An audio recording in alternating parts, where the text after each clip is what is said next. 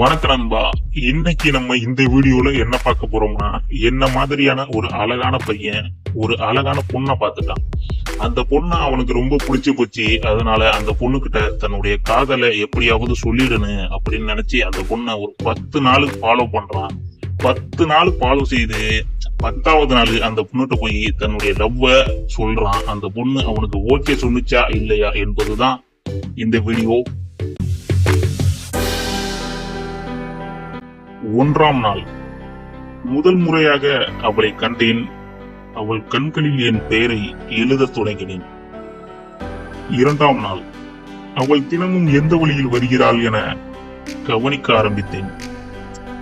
3ஆம் நாள் அவளுக்கு பிடித்த நிறம் என்ன, எந்த பாடல் கேட்கும் போது அவள் கண்கள் மின்னும் என கண்டுபிடிக்க முயற்சித்தேன்.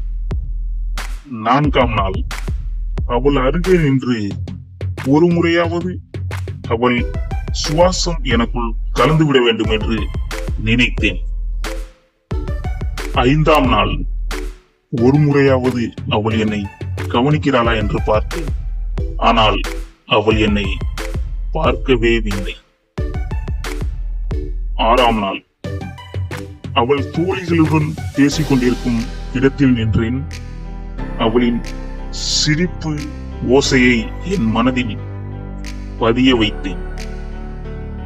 7ஆம் நாள் அவளிடம் ஒரு முறையாவது பேச வேண்டும் என்று ஒரு காரணம் தேடினேன்.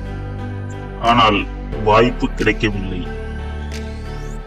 8ஆம் நாள் அவளின் அருகே தோன்றி மறைந்தேன். நான் இருப்பதை அவள் உணர்வாளா என்று சோதித்தேன். 9ஆம் நாள் அவளின் பெயரை சொல்லி புன்னகைத்தேன். ஆனால் அவள் வெறும் 1000 மனிதர்களில் ஒருவராக என்னையும் கடந்து சென்றாள்.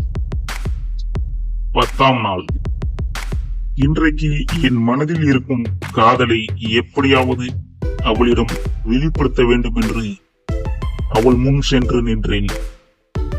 அவளின் பதில் என்னவாக இருக்கும் என்று எதிர்பார்த்து கொண்டு அவளுடன் நீங்களும் அவளின் பதில் என்னவாக இருக்கும் என்று எதிர்பார்க்கிறீர்களா? அதற்கான பதில் அடுத்த வீடியோவில் தொடர்ச்சியாக. இந்த வீடியோ உங்களுக்கு பிடிச்சிருந்தா ஒரு லைக் பண்ணுங்க. இதே போன்ற நிகழ்வுகள் உங்களுடைய வாழ்க்கையில நடந்திருந்தா கமெண்ட்ஸ்ல சொல்லுங்க.